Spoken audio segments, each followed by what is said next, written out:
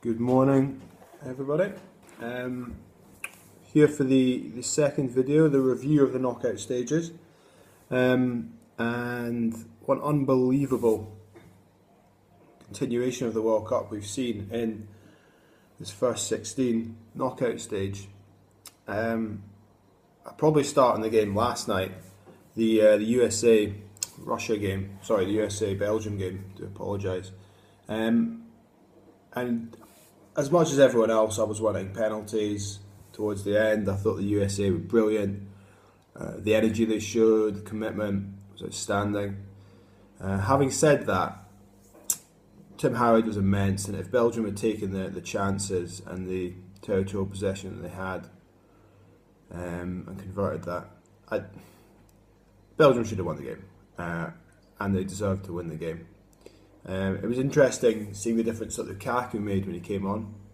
Obviously, we've seen him being brilliant all year in the Premiership, and the impact he had for both goals. Obviously, he scored the second one, but the strength he showed at the first one, albeit with a bad pass at the end of it.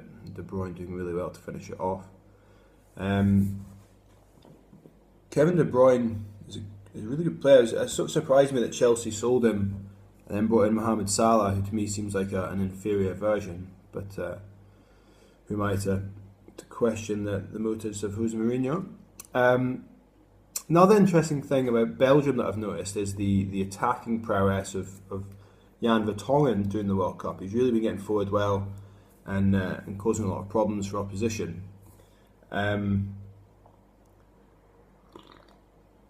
Excuse me. So it'll be interesting to see if he fulfills a sort of left back role for Tottenham next season. Obviously, they've had problems at left back. Asakaru's been away, and they're now playing. They played Cal Naughton now a lot, so it will be interesting to see if Vertonghen steps into that position. Spurs. The game earlier in the day, Argentina against Switzerland, was a bit of a bore fest. Di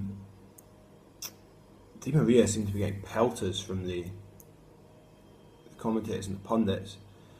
I thought he had a great first half an hour, great last 5 minutes. I don't really know if you can ask much more. The Swiss could and probably should have equalised at the last minute of extra time. And again, the Argentinians look seriously average. To struggle that badly to beat a team of Switzerland's limited capabilities does not bode well for Argentina, and I think they will get knocked out by Belgium in the next round. I saw more from Belgium against a battling US team. They created a lot, they battled, than Argentina's sort of insipid, tepid performance against an average Swiss team. Having said that, a good point was made last night by Danny Murphy that Belgium's midfield perhaps lacked in tenacity, and that you won't have, in comparison to a France, people steaming into challenges, you won't have a equivalent to Mascherano who's getting stuck in. But I think if Belgium's set up properly, they don't go too attacking against Argentina. I can see them beating Argentina, absolutely. If we go back now to the beginning of the week and Saturday's knockout games, again, unbelievably exciting. Brazil, Chile. I don't know if I've enjoyed a game that much in a long time. Just the tension of it was incredible. The actual performances, again, I thought Brazil were really pushed here by Chile. I thought, contrary to what Ali Bennett feels on this, I thought Chile perhaps edged it. Of course, you had the ex-Jambo Mauricio Pinilla smashing that incredible effort against the crossbar. Hats off to Neymar though. He looked like he was injured for most of the game. He battled away. That penalty was incredible. With regards to a couple of controversial decisions in the game, I'm still unsure how David Luiz was credited with the goal. It didn't really seemed to come in off him or anything, but Motif was celebrating away £100 win off him scoring, so some good came of the incorrect decision. The handball against Hulk, I think it probably was. He controlled it just on the inside of his arm. Great spot from the linesman, the referee. So yeah, Brazil. I'm reticent to write them off. 2 knockout ties in a row, but having seen Colombia brush aside Uruguay, and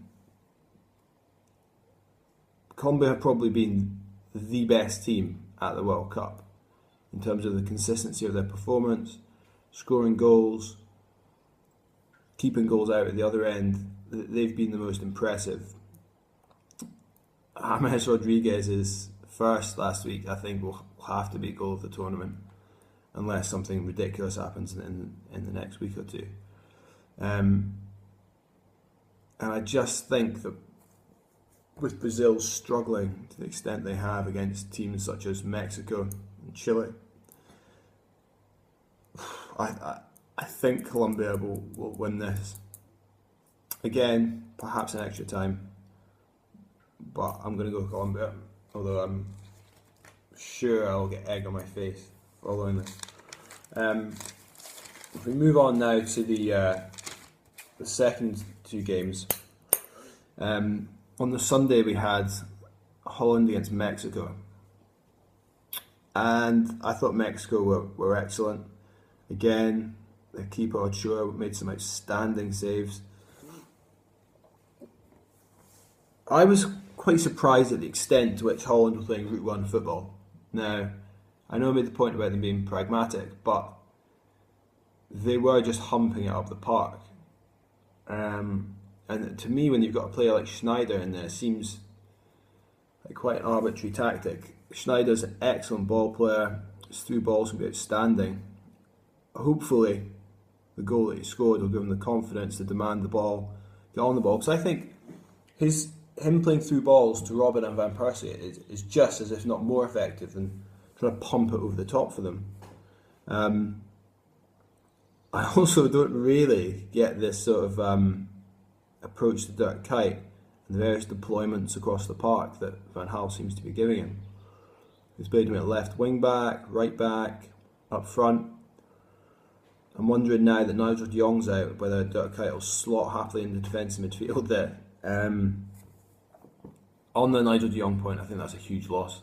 I think Holland will be okay in their next knockout game, but after that, I think he's a huge loss. And without him, I don't think Holland can win the World Cup. I think it's that serious. The controversial decisions in this game largely revolved around Arjen Robben, as per usual. And I don't think that the penalty awarded at the end was a penalty. I think it was a dive, and Robben said as much. However, I do think he should have had 2 penalties in the game before that. So I think it squared up, arguably. I know the Mexicans will feel aggrieved, but I think justice was probably done, and glad to see Holland in the knockout stages. The second game that day, not a pretty one. It was Costa Rica against Greece, and as anticipated, it did go to penalties.